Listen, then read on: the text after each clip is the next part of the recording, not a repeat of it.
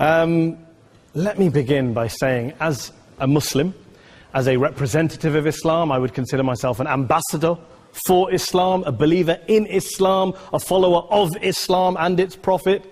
So, in that capacity, let me begin by apologizing to Anne-Marie for the Bali bombings. I apologize for the role of my religion and me and my people, for the killing of Theo van Gogh, for 7/7. Yes, that was all of us. That was Islam, that was Muslims, that was the Quran.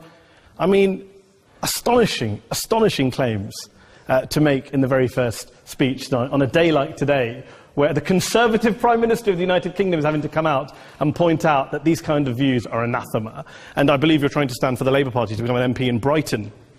If you do, and you make these comments, I'm guessing you'll have the whip withdrawn from you, but then again, UKIP's on the rise, they'll take you, the BNP, they might have something to say about your views. This is what Mehdi Hassan always does. By the way, just on a factual point, since we heard a lot about the second speaker, about how backward we Muslims all are, on a factual point, you said that Islam was born in Saudi Arabia. Islam was born in 610 AD. Saudi Arabia was born in 1932 AD. So you were only 1,322 years off. Not bad? Not bad start there. Talking of maths, by the way, a man named Al-Khawarizmi was one of the greatest mathematicians of all time, a Muslim, worked in the golden age of Islam. He's the guy who came up with not just algebra, but algorithms. Without algorithms, you wouldn't have laptops. Without laptops, Daniel Johnson tonight wouldn't have been able to print out his speech in which he came to berate us Muslims for holding back the advance and intellectual achievements of the West, which all happened without any contribution from anyone else other than the Judeo-Christian people of Europe. In fact, Daniel David Levering, the author of the Pulitzer Prize-winning historian and author of The Golden Crucible, points out that there would be no Renaissance, there would be no Reformation in Europe without the role played by Ibn Sina and Ibn Rushd and some of the great Muslim theologians, philosophers, scientists in bringing Greek texts to Europe.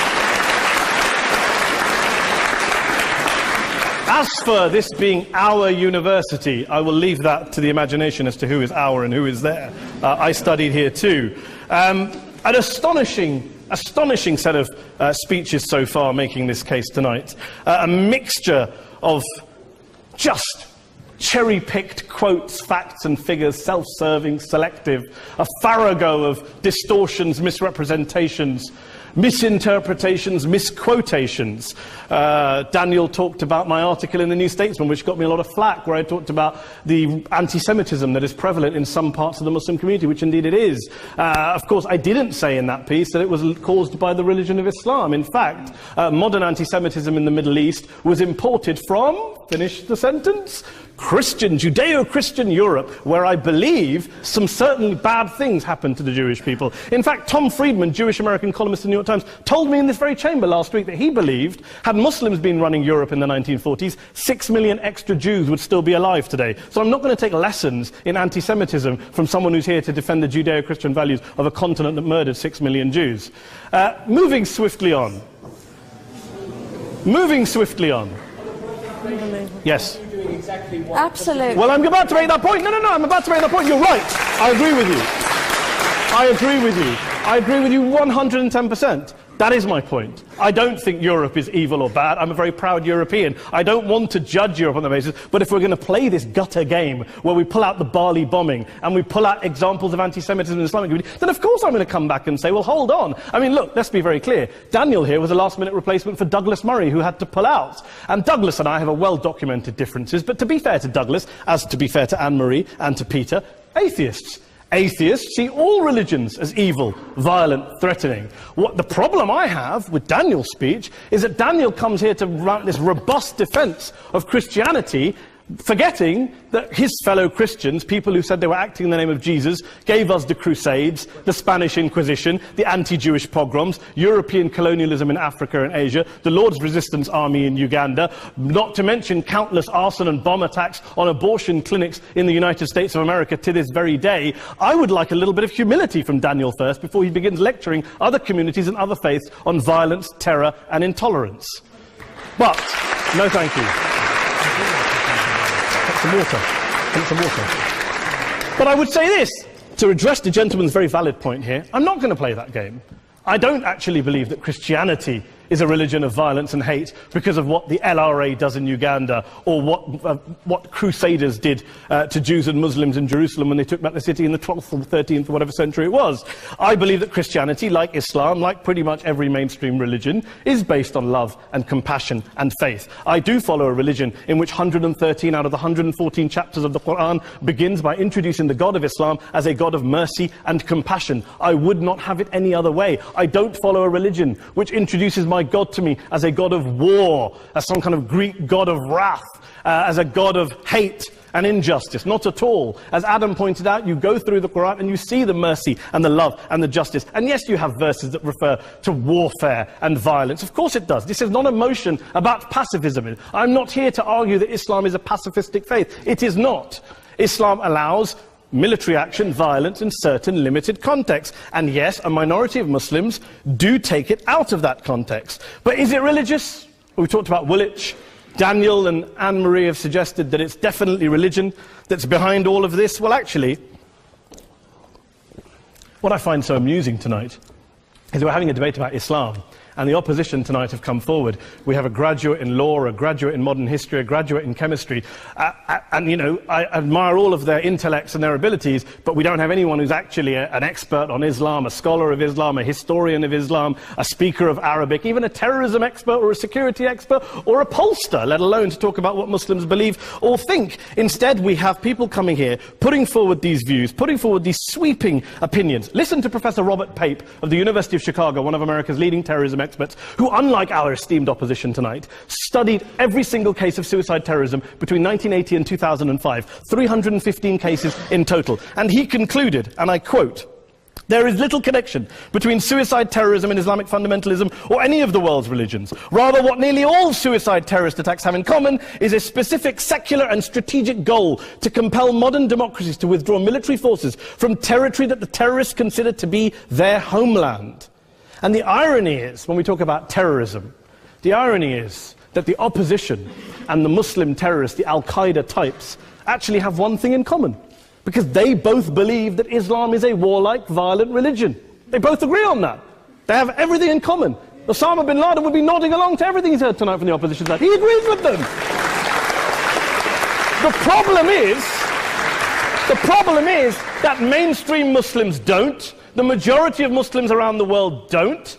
In fact, a gentleman here started quoting all sorts of polls. Gallup carried out the biggest poll of Muslims around the world, of 50,000 Muslims in 35 countries. 93% of Muslims rejected 9/11 and suicide attacks, and of the 7% who didn't, they all, when polled and focus grouped, cited political reasons for their support for violence, not religious reasons. And as for Islamic scholars and what they say, well, Daniel talks about our University of Oxford. We'll go down to Oxford's Centre for Islamic Studies, get hold of a man named Sheikh Afifi al-Akiti, who is a massively well-credentialed and well-respected Islamic scholar, who has studied across the world, who in the days after 7/7 published a fatwa denouncing terrorism in the name of Islam, calling for the protection of all non-combatants at all times, and describing suicide bombings as an innovation with no basis in Islamic law. Go and listen to Sheikh Tahir al-Qadri, one of Pakistan's most famous Islamic scholars, who published a 600-page fatwa condemning the killing of all innocents and all suicide bombings unconditionally without any ifs or buts.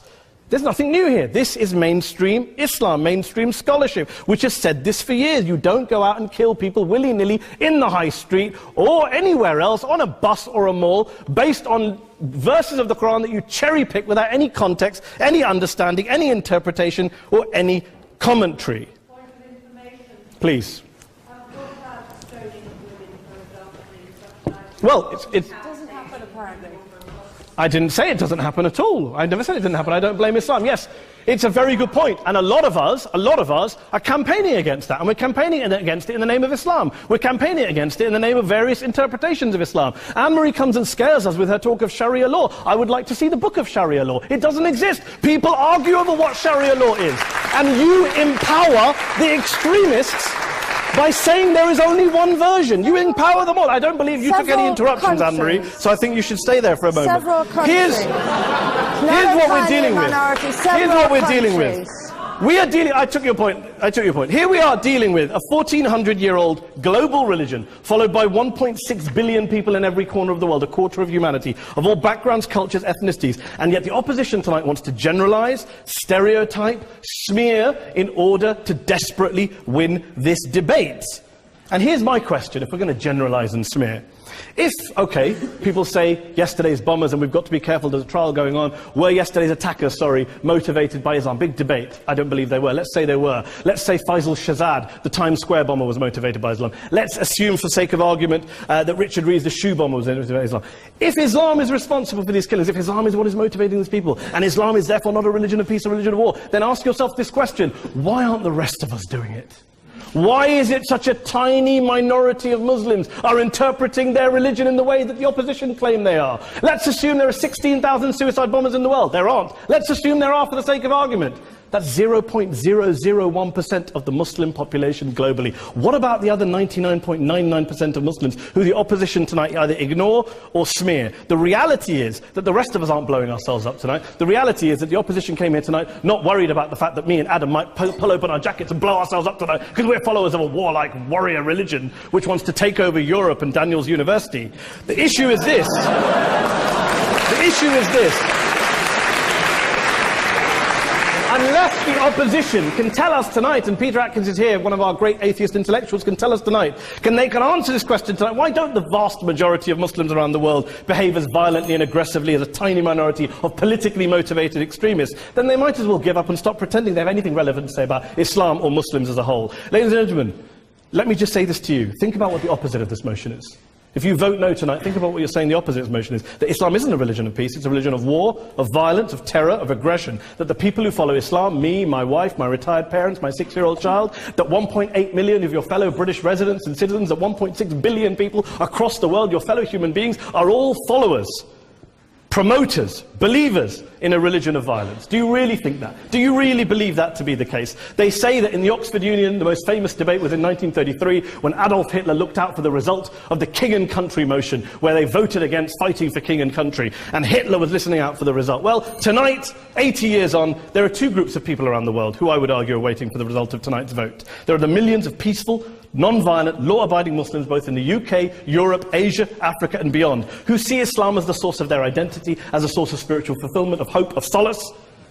And there are the phobes, the haters, the bigots out there who want to push the clash of civilizations, who want to divide all of us into them and us and ours and their. Ladies and gentlemen, I urge you all not to fuel the arguments of the phobes and bigots. Don't legitimize their divisions. Don't legitimize their hate. Trust those Muslims who you know, who you've met, who you hear, who don't believe in violence, who do want you to hear the peaceful message of the Quran as they believe it to be taught to the majority of Muslims, the Islam of peace and compassion and mercy, the Islam of the Quran, not of Al-Qaeda. Ladies and gentlemen, I beg to propose this motion to the House. I urge you to vote yes tonight. Thank you very much for your time.